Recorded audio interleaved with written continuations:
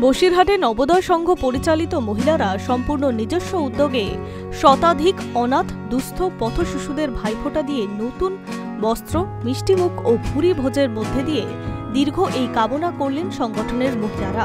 বসিরহাটের মানুষকে বরাবর নতুন চিন্তা, নতুন ভাবনা দিয়ে আসছে। একদিকে কালী পুজো, অন্যদিকে দীপাবলি, আর তারপর গণ ভাইফোঁটা। সীমান্ত থেকে সুন্দরবনের যেসব অনাথ দুস্থ শিশু, তাদের মঞ্চে তুলে নতুন বস্ত্র তুলে দিয়ে মিষ্টিমুখ, ভুরিভোজের মধ্যে দিয়ে তাদের কর্মযজ্ঞ চালিয়ে আসছেন দীর্ঘ কয়েক যুগ ধরে। এইসব শিশুরা যাতে বঞ্চিত না হয় তার জন্য মানব সেবায় এই কাজ করে যাচ্ছেন তারা। শ্রাবন্তী মজুমদার, মৌসুমী দাস, সৌভিক বসু, কল্যাণ বসু তারা জানান, প্রতি বছর তাদের এই কাজ করতে ভালো লাগে। সম্পূর্ণ নিজেদের উদ্যোগে এই সংগঠনটি তৈরি করেছেন তারা এবং নিজস্ব অর্থ দিয়ে।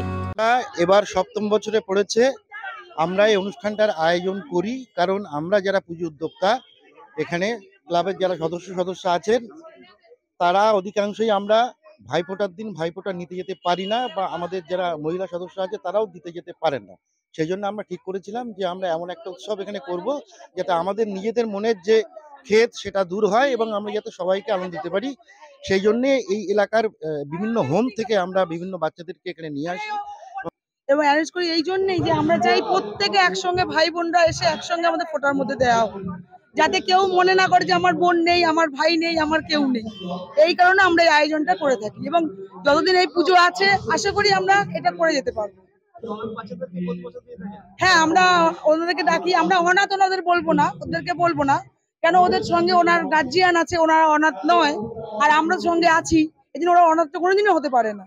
আমরা সকল ভাই বোনকে একসঙ্গে করার জন্য এই অনুষ্ঠান। এই ভাইফোঁটার দিনে কোনো অনাথ শিশুর যেন আক্ষেপ না থাকে, সেই কারণেই এই আয়োজন করেন তারা। নানা আয়োজনের মধ্যে দিয়ে আশীর্বাদ করেন তাদের। অন্যদিকে মিষ্টিমুখ, নতুন বস্ত্র, দুপুরে ভুরিভোজের মধ্যে দিয়ে তাদের দীর্ঘায়ু কামনা করা তাদের মূল লক্ষ্য, এবং তারা এও জানান যতদিন তারা বেঁচে থাকবে ততদিন এই পরিষেবা দিয়ে যাবেন এবং মানুষের পাশে থাকবেন। Hi News network.